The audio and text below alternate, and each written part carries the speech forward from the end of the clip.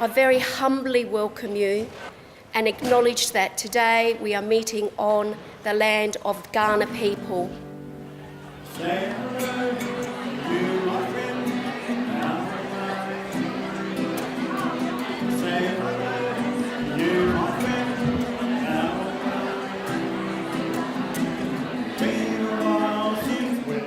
So why are we having another conference? I'd like to give you 3 reasons. One is the practitioner sandwich days. The conference has been really useful. It's had a diverse range of topics that we've looked at this morning, from neuroscience through to research agendas, through to how do you engage parents in understanding more about their child's development and how they can support it. But our much greater understanding of those sorts of interventions that are necessary to make a difference.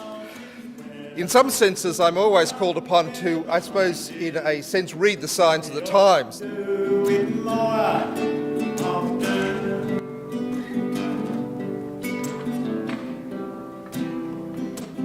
What we really need to do is to start to be innovative and say, how do we change the heart of our nation that allows that legislation in the first place? I think one of the highlights is the collaboration that I'm seeing, through the participation of the people in the conference, the workshops and the breakout groups. People are willing to share ideas.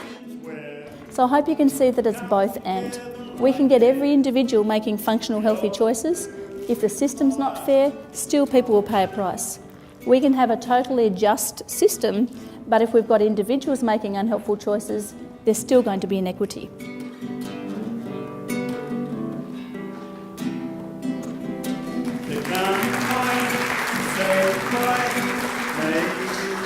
So you often know that something's important, and what researchers can do is they can, by quantifying it, by seeing how many people are affected, can work with you to make governments aware of the problem, to make funders aware of the problem.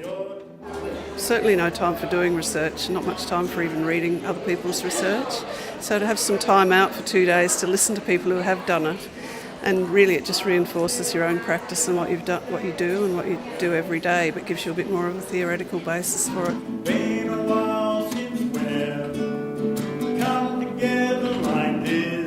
So really there was no surprise that one of the key findings out of stage 1 was that parents were really confused. They didn't know where to turn to for advice.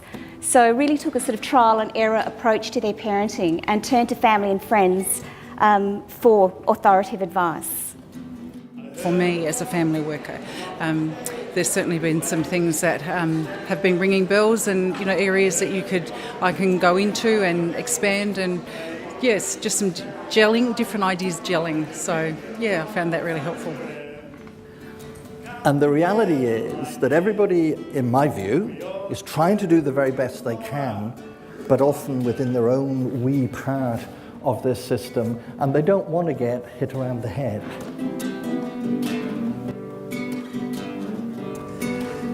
But in South Australia, we acknowledge the importance of giving every child the best start in life. And we know that the first 5 years of a child's life are crucially important for brain development. One of the best things about this kind of event, I think, is it enables people from the field who are at the coalface, day to day, working with families and children, to have some professional development from a range of perspectives, on a range of topics, to network with each other and to pick up new ideas for practice. So yes, the foundations are laid in those early years, and those early years are crucially important, but it's not all over. There's still the opportunity to intervene at any point. Intervene in the early years, intervene in primary school, even intervene in adolescence. I think it's a great opportunity for networking, and it's good to get those genuine connections in the community with people that are also working in services that are benefiting people in the community.